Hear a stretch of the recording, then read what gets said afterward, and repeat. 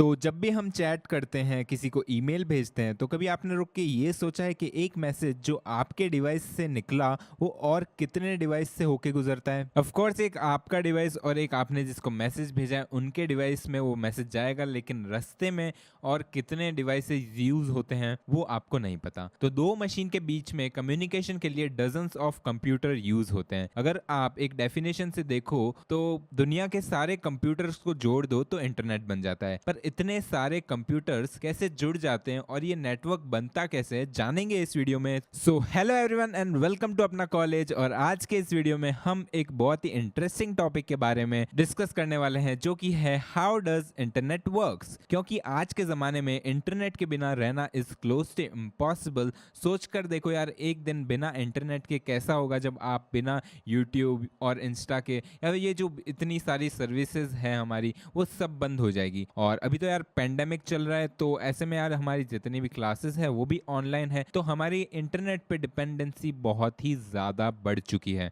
But क्या आपको पता है कि इंटरनेट कैसे काम करता है? तो चलिए जानते हैं। तो इंटरनेट का मतलब है interconnected networks of computer around the world. आसान शब्दों में बोले तो बहुत सारे कंप्यूटर्स जो कि एक दूसरे से जुड़े हैं पूरी दुनिया भर में। और अब ये कंप्यूटर्स का नेटवर्क बनता कैसे है? तो दो कंप्यूटर्स को आपस में एक दूसरे से कम्युनिकेट करने के लिए हमें उन्हें लिंक करना होता है। अब इन कंप्यूटर्स को या हम वायर की मदद से जोड़ सकते हैं या फिर आप वायरलेसली जोड़ सकते हो, दो ही तरीके हो सकते हैं। लेकिन इतने सारे कंप्यूटर्स को अगर हम वायर्स की मदद से जोड़ेंगे तो वो चीज बहुत ही कॉम्प्लिकेटेड हो जाएगी।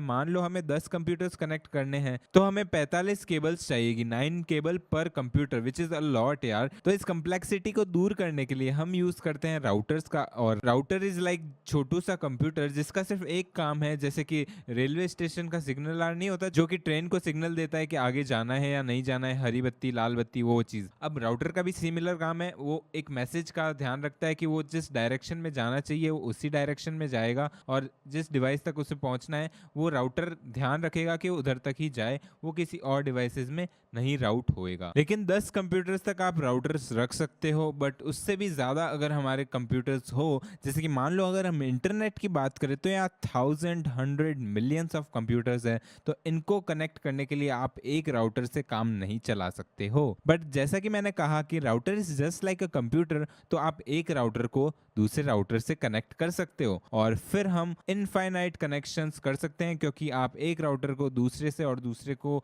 अनलिमिटेड राउटर से कनेक्ट करके एक बहुत ही विशाल नेटवर्क बना सकते हो। और ये नेटवर्क काफ़ी क्लोज है हमारे इंटरनेट से। बट यहाँ भी हम एक चीज़ मिस कर रहे हैं कि ये राउटर हमारा है तो ये नेटवर्क भी सिर्फ हम तक ही सीमित रहेगा। अगर इस नेटवर्क को अगर हमको दूसरों तक पहुंचाना है तो हमें एक बहुत अच्छा केबल्स का इंफ्रास्ट्रक्चर चाहिए, जैसे हमारे इलेक्ट्रिसिटी या टेलीफोन्स के लिए है। पर खास बात यह है कि हम ये जो टेलीफोन की लाइंस है उनको यूज करके इंटरनेट पहुंचा सकते हैं, और उसके लिए हमें एक मॉडेम का यूज करना होता है, जो कि एक टेलीफोन के एनालॉग सिग्नल को डिजिटल सिग्नल में कन्वर्ट करता है। पर क्या सिर्फ फोन लाइन को कंप्यूटर में लगाने से इंटरनेट चल जाता है? तो जवाब है नहीं। हमें इंटरनेट से जुड़ने के लिए आईएसपी की मदद लेनी होती है। आईएसपी का मतलब है इंटरनेट सर्विस प्रोवाइडर, और नाम से पता लग रहा है कि ये एक ऐसी कंपनी है जो हमें इंटरनेट की सर्विस प्रोवाइड करेगी।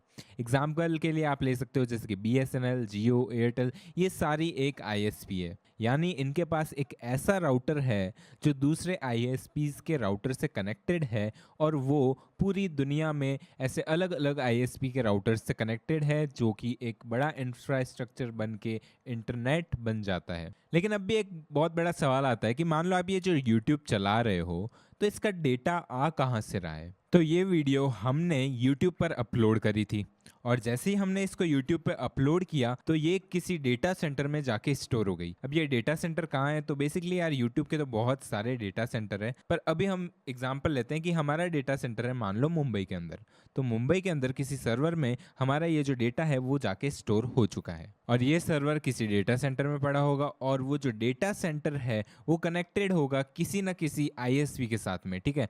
तो जब भी आप यूट्यूब के उस सर्वर को कॉल करोगे तो जैसे ही आप अपने ब्राउज़र में ये यूआरएल लिखोगे तो आपका ब्राउज़र डीएनएस में ढूंढेगा कि ये जो यूआरएल है उसका आईपी एड्रेस क्या है। और डीएनएस यार एक फ़ोन बुक की तरह होती है जिसके अंदर आपको सारे यूआरएल के आईपी एड्रेसेस मिल रहे होंगे। अब जैसे एक बार ये आईपी एड्रेस आ गया तो आपका ब्राउज़र उस वेब सर्वर तक एक कनेक्शन बनाएगा और जैसे ही उस सर्वर से कुछ रिस्पॉन्स आता है तो मतलब हम कनेक्टेड हैं। और एक बार जैसे ही आपका ये कनेक्शन बन जाता है फिर YouTube पे आप कोई भी वीडियो सर्फ कर सकते हो। लेकिन जब भी हम किसी वेबसाइट से कुछ रिक्वेस्ट करते हैं तो उसके लिए एक सेट ऑफ रूल को इसको फॉलो करना पड़ता है। तो TCP/IP हमारा एक प्रोटोकॉल है जो कि यहाँ पे फॉलो हो रहा होता है जब भी हम कुछ रिक्वेस्ट करते हैं किसी वेबसाइट पे। और अगर आपको TCP/IP और HTTP प्रोटोकॉल के बारे में नहीं पता तो अलग से मैं उसके ऊपर वीडियो आपको बना दूंगा और अच्छे से वो भी हम एक्सप्लेन कर लेंगे,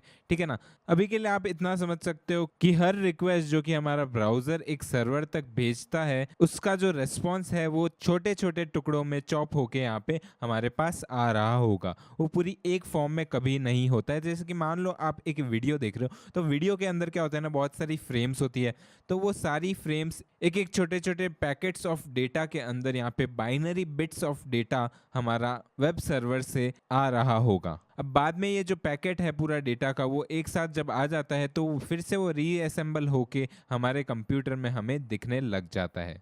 अब ये कैसे होता है, तो बेसिकली यार हर पैकेट को ये पता होता है कि उसको किस आईपी एड्रेस पे जाना है और किन अदर पैकेट्स के साथ में जुड़ना है। अब फिर से उस एग्जाम्पल को देखते हैं। तो जैसे ही आप किसी वीडियो को रिक्वेस्ट करोगे यूट्यूब पर तो सबसे पहले तो आपकी वो जो रिक्वेस्ट है वो चॉप होके कुछ पैकेट्स में बट जाएगी और वो पैकेट्स इन इंटरनेट की केबल्स के थ्रू होके उस वेब सर्वर तक पहुंच जाएंगे। अब वेब सर्वर वहाँ पे अपनी प्रोसेसिंग करेगा और उस वीडियो को ढूंढेगा, क्योंकि यार यूट्यूब बहुत बड़ा है और इनके डेटा सेंटर में वो वाली फाइल कहाँ है ये ढूंढना भी एक टास्क है। लेकिन ये सारी चीज़ें मिली सेकेंड्स में हो जाती है और जैसे ही आपकी वो फाइल मिल जाएगी वो फिर से वेब सर्वर से एक रेस्पॉन्स के रूप में आप तक पहुँचेगी और इसके लिए भी फिर से वो जो रेस्पॉन्स है वो कुछ पैकेट्स में बट जाएगा और फिर अलग अलग तरीकों से वो पैकेट्स आप तक आएंगे। तो सबसे पहले HTML, फिर CSS, जावास्क्रिप्ट और उसके बाद में आपकी वीडियो है तो वो वीडियो लोड होना शुरू हो जाएगी और आपकी स्क्रीन पे आपको दिखेगी। तो कुछ इस तरह से इंटरनेट पे चीज़ें काम करती है। तो मैंने आपको इस वीडियो में समझा दिया कि कैसे इंटरनेट काम करता है।